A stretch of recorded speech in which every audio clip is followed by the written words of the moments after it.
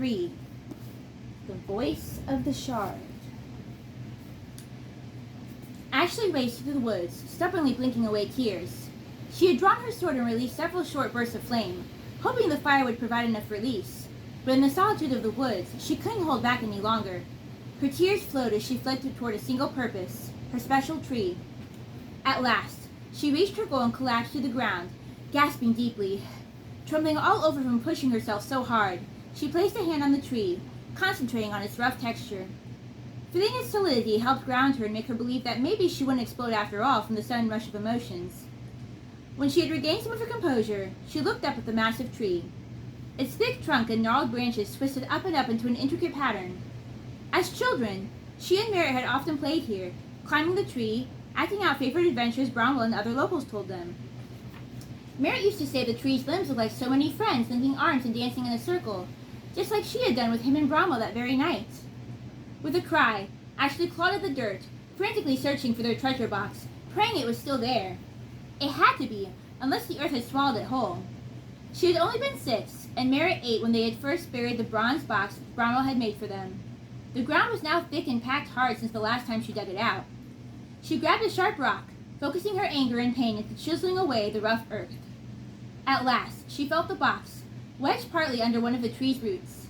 She worked at the earth until it wiggled free. With a final yank, she fell back, clutching the box. Then, sitting up again, she wiped away the dirt and opened it, rummaging past the collection of lopsided horseshoes, seashells, small animals crafted from various metals, and tiny paintings of far-off lands, till at last her fingers grazed a soft cloth. There it still lay, the lumpy shape wrapped up tight in a thick linen. Ashlai unwrapped the linen to reveal a triangular piece of crystal with jagged edges and a faint indigo sheen, nearly transparent and sparkling as radiantly as when she had first buried it years past. As she cradled the crystal in the soft cloth and turned it over in her hands, its facets caught the starlight, glistening with rainbow hues. Its beauty fascinated her, momentarily washing her anger away. As she studied the light glinting along the crystal shard, something else danced along its surface, a strange sort of silver. The silver spread throughout the crystal like a liquid, coating it from within and transforming the shard's near-perfect transparency into a semi-opaqueness. Suddenly, she could see her reflection and gasped in surprise. Strange. While it had been ages since she dug up the shard, she was certain it had never done that before. She turned it over, shook it, held it up in the starlight. No other change. Only her reflection staring back at her. Ashlai had never directly touched the crystal before, being very protective against scratching it or so much as smudging it. Now, she wondered how it would feel, more solid or liquid due to this new change. She carefully picked it up from the cloth. A searing pain sliced across her palm as though the crystal had leapt to life and cut her. A moment later, a high-pitched noise pierced the air, like someone blowing a long, loud note on a flute or fife. As she threw her hands over her ears, only to realize the sound reverberated from inside her. She couldn't tell if the pitch was screaming or if she was, or if there were 2 screams, hers and the notes. But just when she thought her head would burst, the noise faded, and a woman's voice sang softly, "Forged from purity, the healing light of the 7, those that are broken will find the path when brought together again." The song dimmed to a quiet echo before vanishing altogether. The pain on her palm faded to a dull burn, and she looked down with a gasp. A shape had been burned into her flesh, a mark like a jagged triangle, the same as the shape of the crystal. The crystal! It had slipped from her grasp when the painful sound had distracted her. She sighed relief to see that it had landed safely on the grass. She gingerly picked it up, expecting it to feel hot considering her fresh burn, but it felt cool as a spring rain.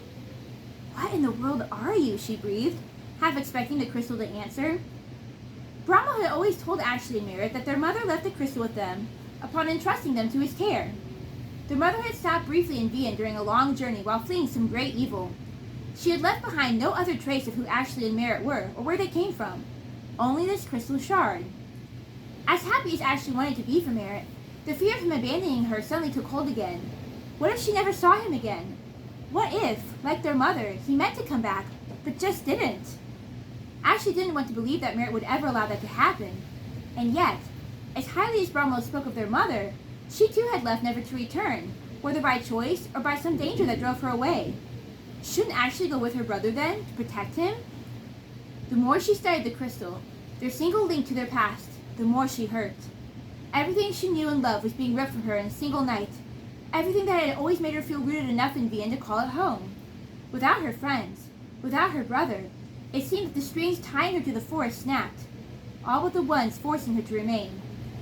She felt an urge to cry again, but instead jumped up, dropped the crystal, and swung her sword, yelling Rustiek! And releasing fresh volleys of flame until she collapsed to the ground once more, her weary limbs shaking, her whole body heaving with labored breaths. Enough was enough.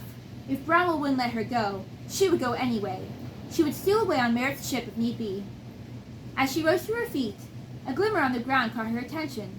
The crystal.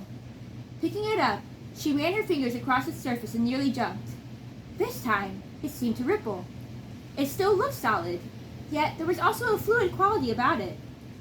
The next instant, Ashlai almost dropped it, for a reflection now stared back at her that was not her own. The girl within the crystal, who seemed near Ashley's age, also had vibrant red hair, thick waves of it cascading over her shoulders. A dark indigo cape closely hugged her small frame. Her eyes shone a brilliant violet. This stranger must also be a fire, and one of importance at that. Are you real? Ashlai asked. Can you hear me? Or are you just some picture, some memory that my mother trapped inside? The young woman's solemn but commanding gaze pierced Ashlai as she said, I can't tell you about your mother, but I can tell you about that shard you just awakened, Ashlai. Ashlai leaned forward and stared even harder. She touched the crystal, and then recoiled as the woman's face rippled. Sorry, I hope that didn't hurt you. What's your name? And how do you know mine? And what do you mean awakened? Hush, the girl snapped, not angrily, but with urgency. I don't know how much time we have. My name is Liliana. I am the princess of Hyloria, in the capital of fire. You awakened the prism and its power by touching it, and that's also when I heard your name in my mind. Ashlai gasped. What does this mean? I didn't even know the prism had any powers. It's called the Prism of Mira, and it's part of a greater prism called the Mirian Crystal. Yours is one of several pieces that used to be one. Some 20 or so years ago, the prism was stolen by a sorcerer. A few years after that, there was a brave servant who, according to legend, split the prism to keep it from falling into the hands of his master, a tyrant who wanted to use it to conquer his land. It's happening again, here, in fire, with a man named Ragnar. Ashley's head spun. The new king. People were talking about him today, calling him a monster who stole the throne. Is that true? Yes, it is, Liliana choked. She swallowed hard, clearly fighting back tears. He took the castle a couple of months ago. Our soldiers tried to stop him, but he murdered them all and used them to create his own dark army. He captured my family, tortured them for information, but they would not relent. And so, just a few days ago, he murdered them. All of them. My father, mother, brother, sisters, aunt. He killed them all, after we took him in. He was once king of Adalar, but one of his servants betrayed him so that he lost the throne to his enemies. He fled to fire, desperate, because we were his only other relations. News had already spread to us of his madness, but we thought he was otherwise harmless. My father allowed him to live with us, under constant supervision. At first he protested, but eventually he seemed to quiet into a humble submission. I know now that he must have been practicing his magic secretly all that time, teaching himself to create powerful spells I've never seen any other fire do before. He used his magic to break free and slaughter our armies, burning them alive. And now, my family. She winced and drew a shuddering breath, quickly wiping away her tears. I'm so sorry, Ashlai breathed, trembling as though Liliana's pain was her own. I can't imagine losing your family so suddenly like that.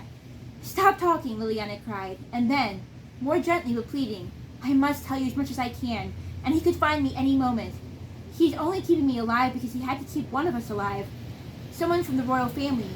We're the only ones who know how to reassemble the prism once all the pieces are found. The song that puts it back together is passed down through our generations alone. Can you escape? Ashlai asked. If he hasn't noticed you're talking to me yet, maybe you could sneak even further away? Liliana shook her head.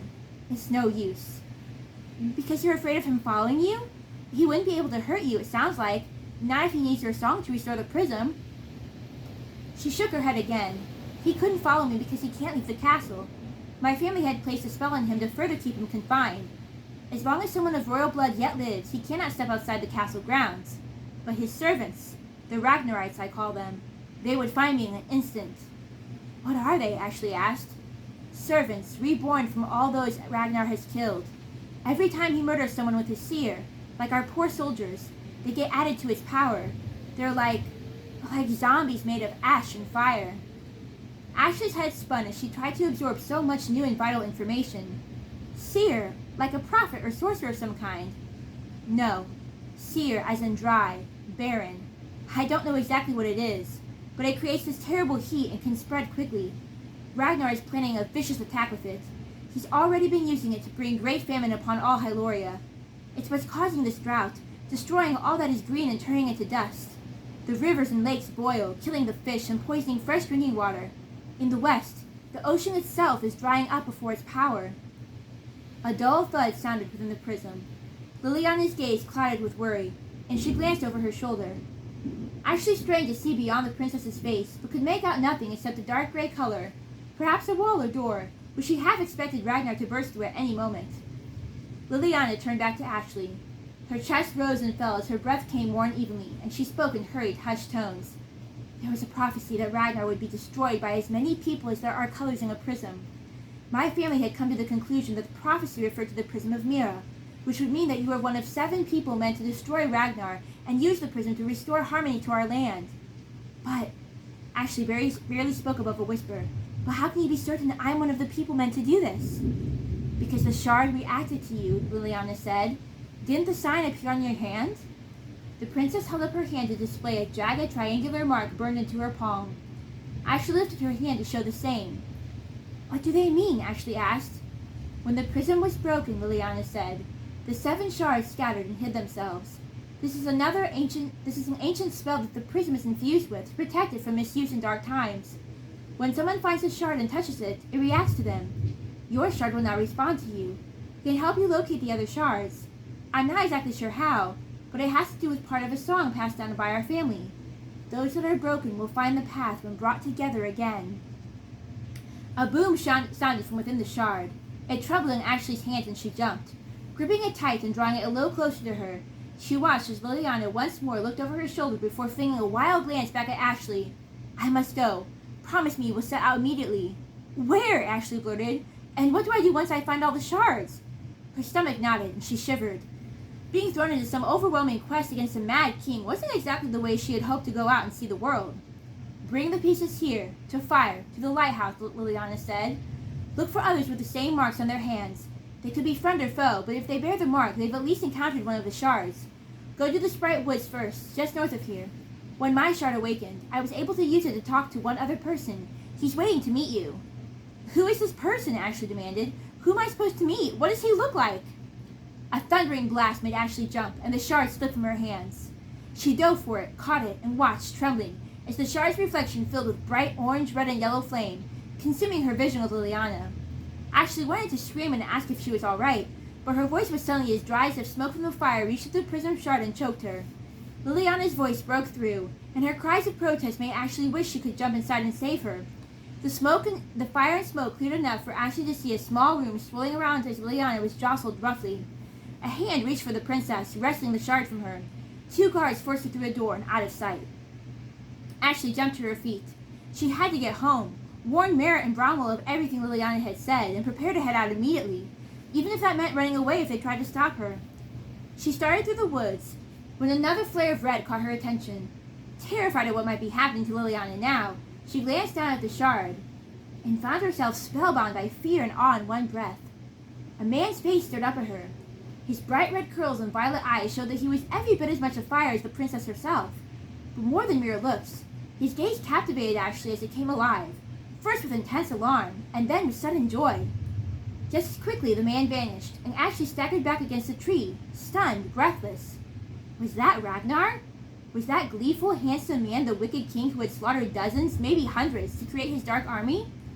She had always assumed such a ruthless tyrant would be hideous and hateful. That was always the way of villains in stories parents told their children. Perhaps there was some misunderstanding. Perhaps Liliana was misguided and the story had gotten twisted along the way. Ashlai breathed deeply, trying to stave the sudden tickle in her throat. The cool air had turned abruptly warm and thick with dust, making it difficult to draw a full breath. She inhaled and then coughed violently as dust filled her lungs. Pocketing the shard, she knelt for a drink of water in the nearby stream, hoping that would satisfy her urge to cough. But as soon as her hands touched the water, she recoiled, crying out in pain. The stream boiled like hot tea. A shadow fell across Ashlai, and she looked up. Thick clouds billowed in from the north, careening with an unnatural swiftness toward the southern wood. The clouds were a deep, murky brown. They spilled across the sky like a giant ink blot, blocking the moon and stars. The air blazed, and Ashlai reeled dizzily. Her initial thought was that of a thunderstorm, but however hot the air had suddenly grown, it was also strangely dry. No wind stirred. The clouds seemed to move and spread out by a will of their own. The stagnant air grew increasingly hot, as though the entire forest had been thrown inside a giant brick oven. As the clouds covered Ashlai and spread toward Vian, she burst into a mad dash to the woods. Despite how hard she pushed herself, she could not outrun the clouds now cloaking the sky in all directions as far as she could see. Sparks of bright red and gold spiraled from the clouds in the distance toward Vian. Ashlai pushed herself harder, but as the dust choked her lungs, she coughed viciously, stumbling and slowing. Her stomach churned from the sickening heat. She swayed and vomited a little, but ran on. The brown blanketing of the sky deepened until the blur of green surrounding her morphed into a mass of black shadow, as though all the evil in the world had gathered to hover over the southern wood. Ashlai was led on only by the lightning beginning to flash more and more frequently overhead. Between running and inhaling the fiery dust air, her lungs burned, but she drew her sword and managed to choke out the spell for fire, illuminating the blade enough to light her path. A giant flare of brilliant light suddenly filled the sky. Ashlai squinted, momentarily blinded, and crashed against a tree. When the light still surrounded her, she looked up. Night had turned from darkness to an unnatural golden twilight that didn't seem like it would fade anytime soon. Further ahead, white gold bits of flame danced along the tips of trees. The brown clouds opened then to release a torrent of dust-like rain. Ashlai coughed, shielded her face, and started forward again blindly. The dust smoldered like tiny bits of ice freezing on her skin, except that they lingered and bit deeper, burning her nose and throat. She shielded her eyes and pressed on.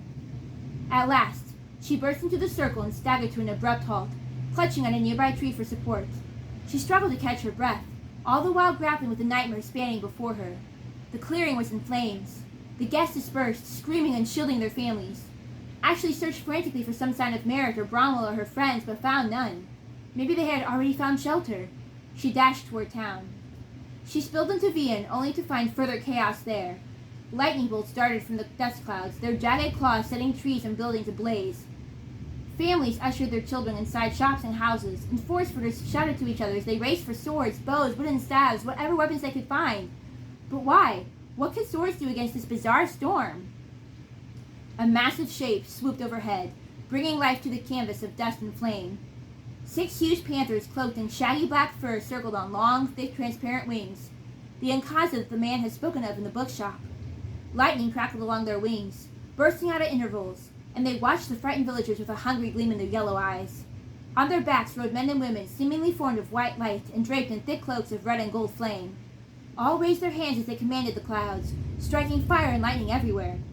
The panthers dove down, lashing out with thick golden claws. Several men and women collapsed to the ground, writhing in their own blood. A lightning bolt landed mere inches from where Ashlai stood, jolting her back to her senses. She glanced over in alarm. The hole left in the ground was so close that she knew the lightning should have killed her. It must be no ordinary lightning, but rather some strange kind of magic spell created by the glowing figures. And that is the end of our reading for today from Prelude of Fire. Dun, dun, dun, yeah, I had to leave them on a cliffhanger so that they can be interested in reading what happens for themselves.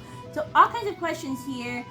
Obviously, the Vian and the Force Footers are under attack from Ragnar's Sere, the drought and fire spell that's just wreaking havoc everywhere. He's got, the flying panthers are attacking, the Ragnarites are attacking, the weird fire zombies that he's created from people that he's killed. Real nice guy, but what can you expect from a villain, you know? But yeah, all kinds of questions. Where's Merritt? Where's Bromwell? Are they alive? Do they make it out safely? Who knows what's going to happen? Well, you can know what's going to happen by reading the rest of Prelude of Fire for yourself. Prelude of Fire is one of my books that is published by Words Matter Publishing. So you can find it on their website. You can also find it on Amazon and Barnes & Noble in both paperback and ebook form, as well as other websites where books are sold. And yeah, what would you give this book? You've read this book. You give this a thumbs up or a thumbs down? 2 thumbs up. 2 thumbs up. Of course, he's kind of like paid to say that because he's my boyfriend. Paid in love and kisses and whatnot. But yeah, anyway, so on that note, if you want to find out if this is a thumbs up for yourself, you can read the rest of what happens. So yeah, happy reading, and I will see y'all in my next video.